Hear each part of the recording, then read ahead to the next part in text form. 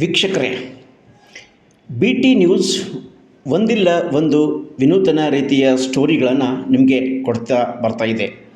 ಆ ಪೈಕಿ ಇವತ್ತು ಕಲ್ಯಾಣ ಕರ್ನಾಟಕದ ಇತಿಹಾಸ ಪ್ರಸಿದ್ಧ ಬಸವ ಕಲ್ಯಾಣ ತಾಲೂಕು ಖೇರಡಾ ಬೀದ ಶಿವಲಿಂಗೇಶ್ವರ ಸಂಸ್ಥಾನ ವಿರಕ್ತ ಮಠ ಇದರ ಇತಿಹಾಸ ವಿಶೇಷತೆ ಕುರಿತ ಸ್ಟೋರಿ ನಿಮಗಾಗಿ ನೀಡಲಾಗ್ತಾ ಇದೆ. ಕಲ್ಯಾಣ ಕರ್ನಾಟಕದ ಇತಿಹಾಸ ಪ್ರಸಿದ್ಧ ಖೇರಡಾ ಬಿ ಗ್ರಾಮದ ಶಿವಲಿಂಗೇಶ್ವರ ಸಂಸ್ಥಾನ ವಿರಕ್ತ ಮಠ ವಿಶಿಷ್ಟವಾದ ಮಾನ್ಯತೆಯನ್ನು ಹೊಂದಿದೆ.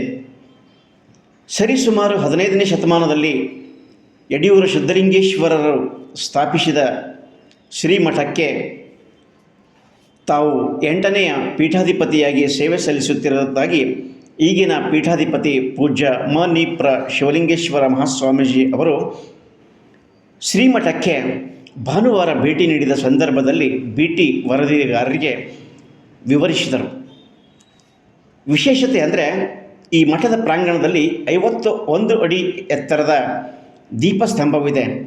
ಕಲ್ಯಾಣ ಕರ್ನಾಟಕದ ಯಾವುದೇ ಶ್ರೀಮಠದಲ್ಲೂ ಇಷ್ಟೊಂದು ಎತ್ತರದ ಸ್ತಂಭ ನಮಗೆ ನೋಡೋದಕ್ಕೆ ಸಿಗೋದಿಲ್ಲ. ಇನ್ನೊಂದು ವಿಶೇಷ ಅಂದರೆ ಈ ದೀಪಸ್ತಂಭ ಹತ್ತಿದರೆ ಮುಲ್ಲಮರಿ ಡ್ಯಾಮ್ ಕಂಪ್ಲೀಟಾಗಿ ಕಾಣುತ್ತೆ. ವಿವಿಧೆಡೆಯಿಂದ ಭಾಗವಹಿಸುವ ಭಕ್ತರು ದರ್ಶನಾಶೀರ್ವಾದವನ್ನು ಪಡಿತಾ ಇದ್ದಾರೆ.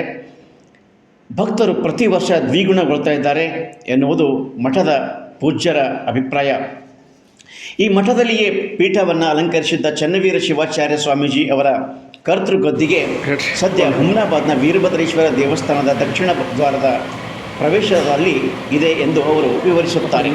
ಪೂರ್ಣ ಹೆಸರು ಹೇಳಿಲ್ಲ.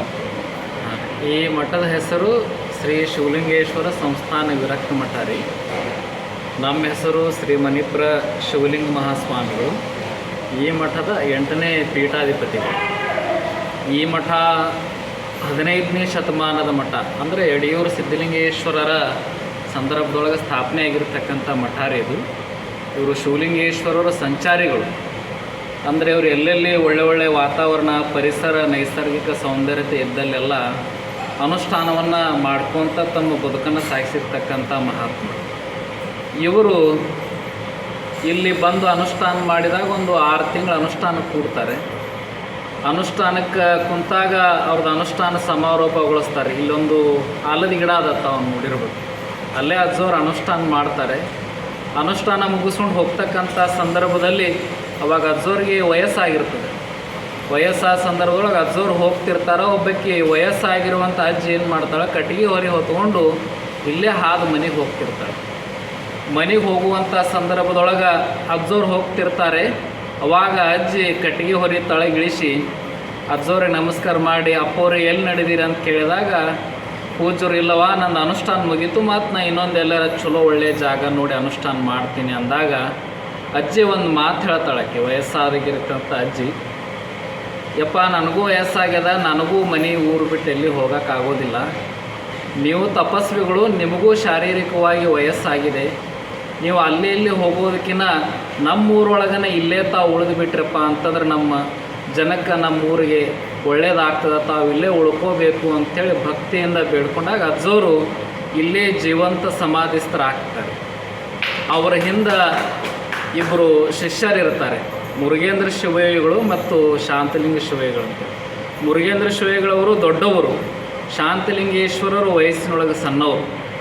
ಅಜ್ಜೋರು ಜೀವಂತ ಸಮಾಧಿಸ್ಥರಾಗುವಂಥ ಸಂದರ್ಭದೊಳಗೆ ಮುರುಗೇಂದ್ರ ಶಿವಯೋಗಿಗಳವರಿಗೆ ಈ ಮಠದ 2ನೇ ಪೀಠಾಧಿಪತಿಗಳನ್ನಾಗಿ ಮಾಡ್ತಾರೆ. ಅವರು ಭಾಳ ತಪಸ್ವಿಗಳು ಮತ್ತು ಶಾಪಾನುಗ್ರಹ ಸಮರ್ಥರಿರ್ತಾರೆ. ಯಾರು ಮಠಗಳಿಗೆ ತೊಂದರೆ ಕೊಡ್ತಾರೆ, ಯಾರು ಜನಸಾಮಾನ್ಯರಿಗೆ ತೊಂದರೆ ಕೊಡ್ತಾರೆ, ಅವರಿಗೆ ಪೂಜ್ಯರು ಶಾಪ ನೀಡೋದ್ರ ಮುಖಾಂತರವಾಗಿ ಎಚ್ಚರಿಕೆಯನ್ನು ನೀಡಿರ್ತಕ್ಕಂಥ ಇತಿಹಾಸನೂ ಕೂಡ ಈ ಮಠದಲ್ಲಿದೆ. ಅವ್ರ ತರುವಾಯ 3ನೇ ಪೀಠಾಧಿಪತಿಗಳಾಗಿರ್ತಕ್ಕಂಥವರು ಶ್ರೀ ಮ.ನಿ.ಪ್ರ ಶಾಂತಲಿಂಗ ಮಹಾಸ್ವಾಮಿಗಳು. ಇದೇ ಗದ್ದುಗಿರಿ. ಅಜ್ಜೋರು ಭಾಳ ಸೌಮ್ಯ ಸ್ವಭಾವದವರು. ಅವರು ಭಾಳಷ್ಟು ಶಾಂತ ಸ್ವಭಾವದವರು. ಅವ್ರ ಅಜ್ಜೋರು ಯಾವಾಗಲೂ ಅನುಷ್ಠಾನ ಮತ್ತು ಪೂಜಾವಂತರಾಗಿರ್ತಾರೆ. ಅವರು ಭಕ್ತರಿಗೆ ಆಶೀರ್ವಾದ ಮಾಡ್ಕೊತ ಅತಿ ಹೆಚ್ಚು ದಿನಗಳ ಕಾಲ ಈ ಮಠದ ಜವಾಬ್ದಾರಿಯನ್ನು ಹೊತ್ತಿರ್ತಕ್ಕಂಥವರೇ ಶಾಂತಲಿಂಗ ಮಹಾಸ್ವಾಮಿಗಳು. ಶಾಂತಲಿಂಗ ಮಹಾಸ್ವಾಮಿಗಳವರ ಆದಮೇಲೆ ಈ ಮಠಕ್ಕೆ ಒಬ್ಬರು ಚನ್ನವೀರ ಸ್ವಾಮಿಗಳಂತ ಆಗ್ತಾರೆ. ಅವರು ಕೂಡ ಭಾಳಷ್ಟು ತಪಸ್ವಿಗಳು, ಶಾಪಾನುಗ್ರಹ ಸಮರ್ಥರು. ಅವರ ಗದ್ದುಗೆ ವೀರಭದ್ರೇಶ್ವರರ ದೇವಸ್ಥಾನದ ಹಳೆಯ ದಕ್ಷಿಣ ದ್ವಾರ ಬಾಗಿಲ ಏನಿದೆ ಅಲ್ಲೇ ಪರಮ ಪೂಜ್ಯರ ಜೀವಂತ ಸಮಾಧಿ ಇದೆ. ಅವರ ಜೀವಂತ ಸಮಾಧಿಯ ಕಟ್ಟಡವನ್ನು ಅಲ್ಲಿ ಹುಮ್ನಾಬಾದದ ಸುತ್ತಮುತ್ತಿರ್ತಕ್ಕಂಥ ಎಲ್ಲ ಭಕ್ತರು ಕೂಡ ಅವರ ಪೂಜ್ಯರ ಗದ್ದುಗೆ ನಿರ್ಮಾಣವನ್ನು ಮಾಡ್ತಾರೆ. ಈಗಲೂ ಕೂಡ ಅಲ್ಲಿ ಕೇಳಿಗೆ ಮುತ್ತವ್ರ ಗದ್ದಿಗೆ ಅಂತಲೇ ಕರೀತಾರೆ. ಆ ಗದ್ದಿಗೆಗೆ ಯಾರು ನಡ್ಕೊತಾರೆ, ಎಲ್ಲಿ ಬರ್ತಪ್ಪ ಅದು ಅನ್ನೋದನ್ನು ಈ ಹಿಂದಲ್ ಹಳಿ ದ್ವಾರ ಬಾಗಿಲು ಐತಲ್ಲ ದಾಸೋಹ, ಅಲ್ಲಿ ನೀವು ಬಂದ್ರಂದ್ರೆ ಹೊರಗೊಂದು ಗದ್ದಿಗೆ ಅದ 20x20. ಅದು ನಮ್ಮ ಮಠದ ಗುರುಗಳ ಗದ್ದಿಗೆ. ಅವರಾದ ಮೇಲೆ ಇಲ್ಲಿ ಶರಣಯ್ಯ ಸ್ವಾಮಿಗಳು, ಆದಿನಾಥ ಸ್ವಾಮಿಗಳು, ಆಮೇಲೆ ವಿಜಯ ಮಹಾಂತ ಸ್ವಾಮಿಗಳು, ಅವ್ರ ತರುವಾಯ ನಾವು 8ನೇ ಪೀಠಾಧಿಪತಿಗಳು. ಈ ಮಠದ ವಿಶೇಷತೆ ಏನಪ್ಪ ಅಂತಂದರೆ ಇದಕ್ಕೊಂದು ಇತಿಹಾಸ ಇದೆ. ಏನು ಇತಿಹಾಸ ಅದಂದರೆ, ಗಂಗೆಯ ತಡಿ ಇಲ್ಲೇನು ಮುಲ್ಲಾಮುರಿ ಡ್ಯಾಮ್ ಇದೆಯಲ್ಲ, ಅದು ಮೊದಲು ಹಳ್ಳ ಆಗಿ ಹರಿತಿತ್ತು, ಡ್ಯಾಮ್ ಇದ್ದಿದ್ದಿಲ್ಲ. ಗಂಗೆಯ ತಡಿ ಆಲದ ಜಡಿ ಅಂದರೆ ಅದು ಆಲದ ಗಿಡದ ನೆರಳು, ಮತ್ತು ಲಿಂಗದ ಗುಡಿ.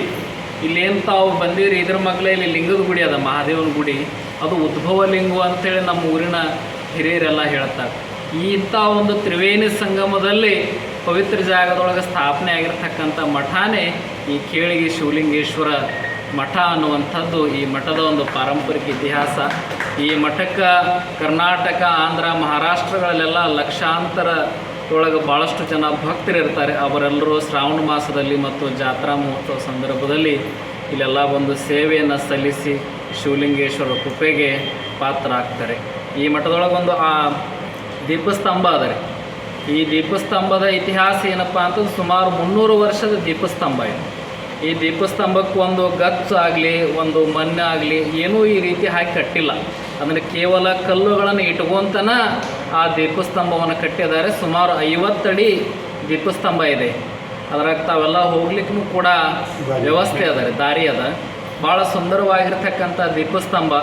ನಾವು ಬಂದ ಮೇಲೆ ಸುಮಾರು 100 ಜನ ಇಂಜಿನಿಯರ್ಗಳು ಬಂದು ಅದನ್ನು ನೋಡಿ ಕಟ್ಟಬೇಕಂತ ಪ್ರಯತ್ನ ಮಾಡಿದರೂ ಕೂಡ ಅದು ಎಲ್ಲಿ ಕೂಡ ಸಾಧ್ಯ ಆಗಿಲ್ಲ. ನಮ್ಮ ಹೈದರಾಬಾದ ಕರ್ನಾಟಕದಲ್ಲಿ, ಅಂದರೆ ಈಗೇನು ಕಲ್ಯಾಣ ಕರ್ನಾಟಕ ಅಂತ ನಾವು ಕರೀತೀವಿ, ಈ ಭಾಗದೊಳಗೆ ಎಲ್ಲಾದರೂ ಸುಂದರವಾಗಿರುವಂಥ ಒಂದು ದೀಪಸ್ತಂಭ ಅದಪ್ಪ ಅಂತಂದ್ರೆ ಅದು ನಮ್ಮ ಕೇಳಿಗೆ ಶಿವಲಿಂಗೇಶ್ವರ ಮಠದ ದೀಪಸ್ತಂಭ ಅಂತೇಳಿ ಹೇಳಕ್ಕೆ ಬಯಸ್ತಾರೆ. ಇಲ್ಲೇನಾದ್ರು ಡ್ಯಾಮ್ ಕಾಣುತ್ತೇನ್ರಿ ಅದ್ರ ಮೇಲೆ ಅಂದ್ರೆ? ಇದು ಮುಲ್ಲಾಮುರಿ ಡ್ಯಾಮ್ ಅಂತ ಹೇಳ್ರಿ. ಅದು 1985-86 ಒಳಗೆ ನಿರ್ಮಾಣ ಆಗ್ತದೆ. ಇಲ್ಲ, ಈ ದೀಪಸ್ತಂಭದ ಮೇಲೆ ನಿಂತರ ಕಾಣುತ್ತಾನೆ? ಹಾಂ, ಕಾಣ್ತದೆ. ಇಡೀ ಊರ ಕಾಣ್ತದೆ. ಹೌದೇನು? ಆಮೇಲೆ ಈ ಮಠದ ವಿಶೇಷ ಏನಪ್ಪ ಅಂತಂದ್ರೆ, ಈ ಮಠವನ್ನು ಕಟ್ಟಿರ್ತಕ್ಕಂಥವ್ರೆಲ್ಲ ದೂರಿನ ಸದ್ಭಕ್ತರು. ಇಲ್ಲಿ ಹುಮ್ನಾಬಾದೊಳಗೆ ಮೊದಲಿಗೆ ಬಂಗಾರ ವ್ಯಾಪಾರ ಪ್ರಸಿದ್ಧಿಯಾಗಿರ್ತಕ್ಕಂಥ ಜಾಗ. ಅಲ್ಲಿ ಬಂಗಾರ ವ್ಯಾಪಾರ ಮಾಡಿರ್ತಕ್ಕಂಥ ಹೊರ ರಾಜ್ಯದ ಭಕ್ತರು ಇಲ್ಲಿ ಬಂದು ಉಳಿತಿರ್ತಾರೆ. ಅವ್ರ ಆಪತ್ಕಾಲದೊಳಗೆ ಶಿವಲಿಂಗೇಶ್ವರ ಅವ್ರನ್ನ ರಕ್ಷಣಾ ಮಾಡ್ತಾರೆ. ರಕ್ಷಣಾ ಮಾಡಿರ್ತಕ್ಕಂಥ ಸಂದರ್ಭದೊಳಗೆ ಗುರುಗಳು ನಮಗೆ ರಕ್ಷಣಾ ಮಾಡ್ರ ಅಂದ್ರೆ ನಮ್ಮ ಮನೆತನೆಲ್ಲ ಇವರಿಗೆ ಶಿಷ್ಯ ವರ್ಗದವರಾಗಿ ಉಳಿಯೋಣ ಅಂಥೇಳಿ ಅವರು ಪರಮ ಶಿಷ್ಯರಾಗಿ ಉಳಿತಾರೆ. ಅವರು ಮಾಡಿರ್ತಕ್ಕಂಥ ವ್ಯಾಪಾರದೊಳಗೆ ಏನು ಆದಾಯ ಬರ್ತದ ಅದರೊಳಗೆ ಇಂತಿಷ್ಟು ಅಂತೇಳಿ ತೆಗೆದಿಟ್ಟು ಈ ಮಠವನ್ನು ಎಲ್ಲ ಭಕ್ತರೇ ನಿರ್ಮಾಣ ಮಾಡಿರ್ತಕ್ಕಂಥದ್ದೇ ಈ ಮಠದ ಇತಿಹಾಸ. Yes sir.